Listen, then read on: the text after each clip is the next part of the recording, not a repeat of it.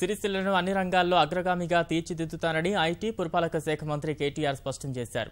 రాజన్న సిరిసిల్ల జిల్లా తంగళ్లపల్లి మండలం అంకుసాపూర్లో పర్యటించిన మంత్రి నేతన్నలకు నెలకు 15,000 రూపాయల ఆదాయం వచ్చేలా చూస్తానని హామీ ఇచ్చారు. సిరిసిల్ల నేతన్నలకు ఇప్పటికే 200 కోట్ల రూపాయల ఆర్డర్ ఇచ్చామన్న కేటీఆర్ చేనేత జౌళి శాఖకు బడ్జెట్లో 1,200 కోట్లు కేటాయించామని వివరించారు. స్వచ్ఛ సిరిసిల్ల 3 ఏళ్ల ప్రణాళికను ఆవిష్కరించిన మంత్రి స్థానికులకు చెత్తబుట్టలు పంపిణీ చేశారు.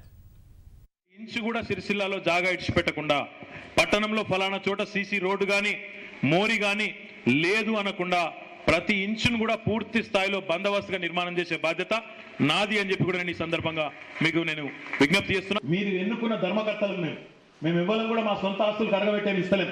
ఇదివరకు ఉన్న కాంగ్రెస్ వాళ్ళైనా అప్పటికంటే ముందున్న వాళ్ళైనా లేక ఇప్పుడున్న మేమైనా ఇవ్వాలని కూడా మా జేబులకెళ్ళో మా ఇంటిక పొలాలమ్మో ఇస్తలేదు. మీ పైసలను భద్రంగా కాపాడి వాటికి తోడేసి ఇంకా పెరిగేటట్టు చేసి దాన్ని మళ్ళా పేద ప్రజల కోసం ఖర్చు పెట్టడమే ప్రభుత్వం యొక్క ప్రాథమిక కర్తవ్యం. అందుకే నేను మీ అందరికీ కూడా చేసే విజ్ఞప్తి, మీరు ప్రజల పైసా ఏదైతే ఈరోజు మేము ధర్మకర్తలుగా వ్యవహరిస్తూ ఖర్చు పెడతా ఉన్నామో ప్రతి పైసాను కూడా ఒళ్ళు దగ్గర పెట్టుకొని పేద ప్రజలకే ఖర్చు పెట్టాలి అనే సోయితోని ఈ ప్రభుత్వం వ్యవహారం చేస్తూ ఉన్నది.